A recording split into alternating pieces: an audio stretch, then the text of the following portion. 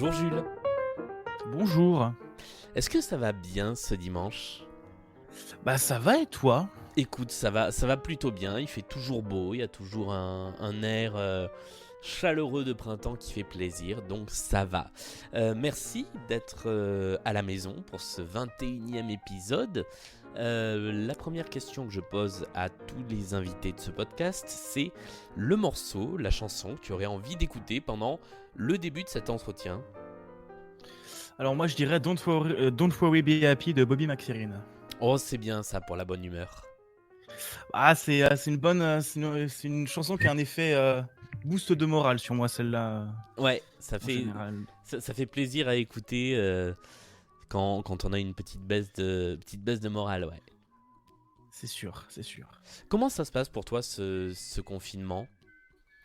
Bah écoute, du coup moi je suis en deuxième année de DUT.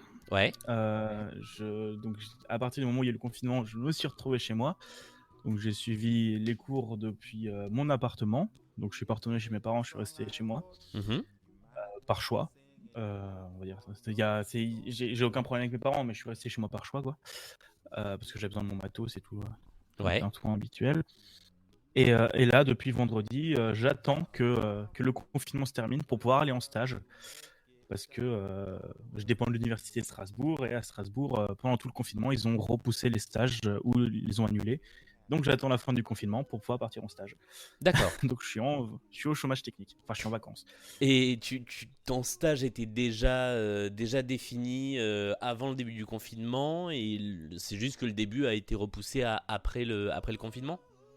C'est ça, c'est ça. Mon stage, ça doit faire 3 4 mois que je l'ai, que la convention est signée et tout ça.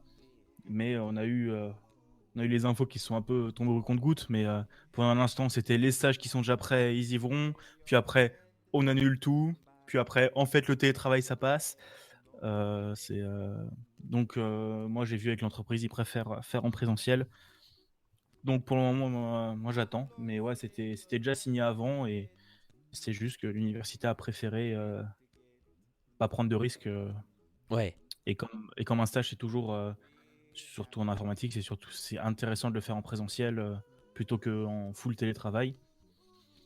Nos enseignants nous préconisent plutôt de le faire comme ça. D'accord. À quoi ça ressemblait les journées du coup de cours à distance parce qu'on a beaucoup parlé des écoles et des collèges et des lycées, mais moins des études supérieures. Alors, moi, j'ai eu de la chance parce que du coup, ma filière à ce moment de l'année, c'était un petit peu la glande. Ouais, Enfin, je vais pas le dire comme ça, mais disons que j'avais moins d'heures de cours que d'habitude. ouais, Donc, il y a des profs ça dépendait vraiment des profs. Il y a des profs qui ont fait des amphis sur Twitch. C'était folklore. ouais. Euh, Faire l'appel sur Twitch, c'était rigolo. Euh, on a eu le droit aussi à des amphis et des cours sur Discord, mais beaucoup ça s'est fait via Discord. Parce que dans mon DUT, il y a déjà des élèves qui avaient mis en place depuis un bon moment un Discord pour notre département, et on avait déjà ramené des profs dessus. Mhm. Donc on avait déjà ce lien, cet espace d'échange avec les profs. Donc on a beaucoup privilégié Discord. Et en général, on avait quelques heures de cours, surtout des cours de TP. On a eu, en fait, on parle d'amphi, mais j'ai dû en avoir 3 sur 2 ou 3 semaines. Donc très peu d'amphi et très peu de cours magistraux. Et c'était surtout des TP. Donc c'est les profs qui étaient soit sur Discord, soit sur un Rocket Chat, donc un genre de Discord que l'université avait mis en place, Ouais. soit, soit par mail et tout ça. Mais en général, c'était on bossait tout seul, et si on avait des questions, on allait les voir, quoi. D'accord. Et donc, en attendant le début de ton stage et donc la fin du confinement, comment ça se passe pour toi? Qu'est-ce que tu fais de tes journées? Comment tu t'occupes? Tu t'es confiné seul du coup? Ouais, je suis tout seul. Ouais. Je suis confiné seul. Bah, disons que donc je suis en DUT informatique, donc j'ai un gros projet actuellement que je vais essayer de me remotiver pour continuer, un gros projet de développement euh, que j'aime bien et que je vais essayer d'améliorer et de continuer. Et autrement, bah, faire un peu de montage de podcast parce que j'en fais aussi, Mhm. faire du montage, mettre en ligne les épisodes et surtout jouer et streamer. Je pense surtout être là mes deux passe-temps pendant ce confinement, jouer, jouer et streamer, on va dire ça comme Et ça. ça change quelque chose d'ailleurs à la façon de jouer, à la façon d'interagir quand tu streams avec les gens qui regardent le stream. Ça met une interactivité différente, sachant que maintenant tout le monde est chez soi et tout le monde est obligé d'être chez soi. Bah, en général, le Twitch, je pense qu'ils ont eu un gros boost de visiteurs Ouais. parce qu'il y a énormément de youtubeurs qui se sont mis au stream. Il y a Cyprien qui s'y est mis, il y a les gens de la Redbox, il y a Joyka, il y a Mhm. Mastu et tout ça qui s'y sont mis, qui font des streams régulièrement. Et ça change pas mal, je trouve. Disons que il y a plus de monde sur les chats, j'ai l'impression, et ce qui est bien avec le live, c'est qu'il y a toujours cette interaction en fait. C'est que tu joues pas forcément que pour toi, tu joues aussi, t'essayes de commenter, tu discutes avec les gens, tu prends les suppositions et tout ça, et tu discutes ensemble, et c'est assez intéressant, c'est ce système d'interaction qu'il y a pas forcément, enfin qu'il y a moins avec les vidéos YouTube et qui m'intéresse moins. Mais le stream, c'est sympa, c'est vraiment, tu joues pour toi, mais tu joues aussi, c'est de jouer pour les autres. Et il y a aussi, je pense qu'ils ont eu aussi un boost Twitch grâce à un événement que Zerator a lancé, un truc un peu stupide, je sais pas si tu en as entendu parler. Non, vas-y, je t'écoute. Ça s'appelle le marathon finement. En fait, il a fait un truc où là, c'est la troisième phase qui a démarré hier. Et en fait, il lance des défis sur des jeux, mais c'est à chaque fois des défis qui prennent beaucoup de temps, fait exprès. Et c'est fait des défis qui sont faits exprès pour prendre beaucoup de temps. Et genre, il y a des défis qui prennent 2 ou 3 jours, 4 jours à être terminés. D'accord. Et c'est le premier à terminer pas forcément qui a mis le moins de temps, mais le premier à terminer vraiment. C'est une course. Premier qui termine, il a des gains, genre des cartes cadeaux, des trucs comme ça. Il a des bonnes récompenses. Et il a organisé ça. Et quand on regarde, et c'est super intéressant parce que tu suis les gens, tu suis un peu les trucs et c'est assez cool. Ça fait une occupation. Ouais. Ça, ça Est-ce fait une que occupation. Est-ce que ça crée du lien du coup? Parce que moi, par exemple, ma pratique des jeux vidéo, là, en ce moment, elle se limite à Animal Crossing et Mario Kart, grosso modo.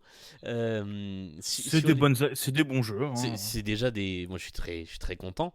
Mais est-ce que sur les jeux en ligne ou sur les streams, ça crée du lien, ça fait que les gens prennent des nouvelles les uns des autres, discutent un peu de comment ça se passe aussi? Est-ce que c'est aussi une sphère de discussion là-dessus? Alors, je t'avoue que je ne sais pas trop parce que, enfin, les gens en ligne, pas forcément liés à Twitch, les gens en ligne, oui. Je sais que du coup, je joue pas mal à Animal Crossing avec des potes à moi Ouais. parce que ça fait qu'on a ce lien, ou même pas forcément que à Animal Crossing, mais je joue pas mal en ligne avec des copains parce que bah, ça fait un lien, ça fait que je discute avec des gens, quoi. Parce que bon, tout seul toute la journée, c'est un peu relou Ouais. à force. Mais je pense que sur Twitch, ouais, il y a un autre lien qui se crée, surtout comme dit, pour tous les youtubeurs qui se sont mis au stream. C'est assez, je pense, intéressant pour eux parce qu'ils n'ont pas la même influence que sur leurs vidéos YouTube, et ils ont cette histoire de, De commentaires en direct. ouais, d'interaction.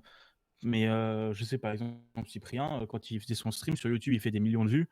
Sur Twitch, il dessine et il a genre 2000 ou 3000 viewers, ce qui fait que tu as encore un chat assez lisible et que tu peux encore discuter avec les gens. Et je pense que ça va changer un petit peu du côté de Twitch. Je pense qu'il y a des gens qui ont découvert Twitch, euh, soit en tant que streamer, soit en tant que viewer, et ça va pas mal changer les choses, et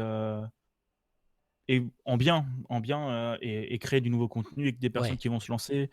Et comme ça a fait pour les podcasts, il y a beaucoup de gens qui se sont mis au podcast aussi.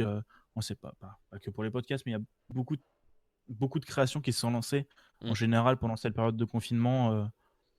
Et c'est vachement bien. Ça permet aux gens qui n'avaient pas forcément le temps avant de se mettre à tester des choses et de Et- prendre le temps pour eux, quoi. ouais, d'expérimenter des choses Mhm. un peu différentes. Bah, la preuve, c'est ce podcast-là que j'ai lancé spécialement pour le confinement. Ouais.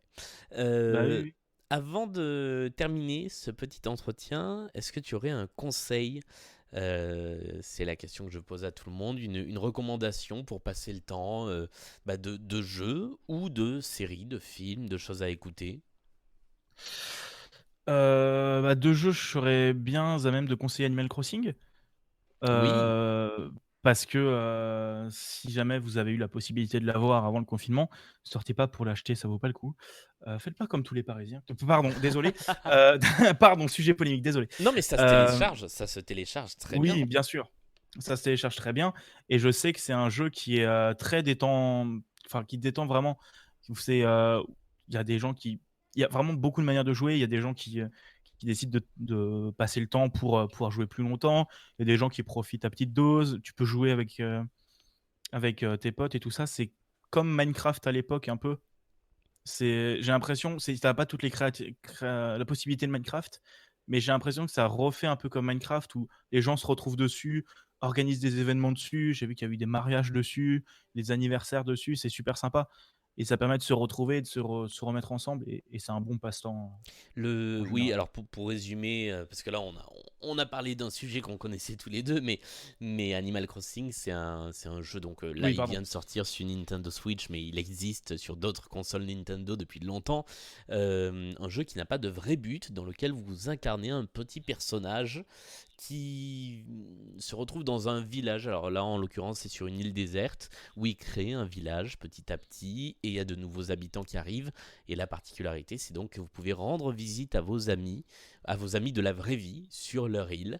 Et effectivement, il n'y a rien de particulier à faire dans ce jeu, sinon que planter des fleurs, cultiver du bois, construire des choses. Et c'est vrai que ça passe bien le temps. Donc c'est une recommandation que je suis également. Ouais, c'est un bon passe-temps et là, il y a pas vraiment d'objectif. Bon, il y a cette histoire, j'ai vu qu'il y a eu pas mal de débats, avec cette histoire de, comment ça s'appelle? De transformation du jeu en jeu service. Bon là, c'est un autre sujet, mais avec plein de petits objectifs qui te forcent à jouer et tout ça. Mais après, tu joues un peu comme tu veux. Si tu as envie vraiment de jouer, juste le matin pour, arroser tes fleurs, tu le fais, quoi. Ouais, Tu peux et c'est très calme et pareil, juste si je peux me permettre une deuxième, il y a aussi Stardew Valley ouais. qui peut aussi bien donc Stardew Valley, c'est un jeu qui est sorti il y a quelques années et qui est dispo à peu près partout. Il est dispo sur PC, il est dispo sur Switch, il est dispo sur PS4 et Xbox, je crois. Et en fait, vous jouez un fermier et en fait, vous devez planter vos plantes. Il y a différentes saisons, qui vont venir. Vous pouvez planter différentes plantes. Vous avez vos plantes, vous allez dans le village pour aller essayer de conquérir, des gens, fonder une famille, agrandir votre maison. C'est comme Animal Crossing, mais plus axé vraiment sur la ferme. Exactement. Et c'est aussi un jeu très sympa et qui coûte moins cher qu'Animal Crossing, qui doit coûter entre 15 et 20, je crois. Oui, je crois que c'est à peu près ça, ouais, c'est une quinzaine d'euros. Eh ben merci Voilà. beaucoup Jules Bah, de pour rien. ces deux recommandations. Et puis écoute, merci d'avoir été avec nous pendant cette dizaine de minutes. Bonne suite de confinement, on va dire ça comme ça. Ouais, on va espérer que ça dure le moins longtemps possible, Ouais, mais bon, vu comme c'est parti, je pense qu'on en a encore pour 2 bonnes semaines, hein, ouais, au oui, moins. minimum. Moi je parie depuis le début sur début mai, et comme je le dis à chaque fois, si ça se prolonge, ça va commencer à devenir difficile. Mais, Oui, oui, c'est ouais, sûr. mais d'ici là, tout va bien. À bientôt. Ouais, à bientôt. Et puis nous, on se retrouve demain avec un nouvel épisode de ce podcast. Salut! Salut.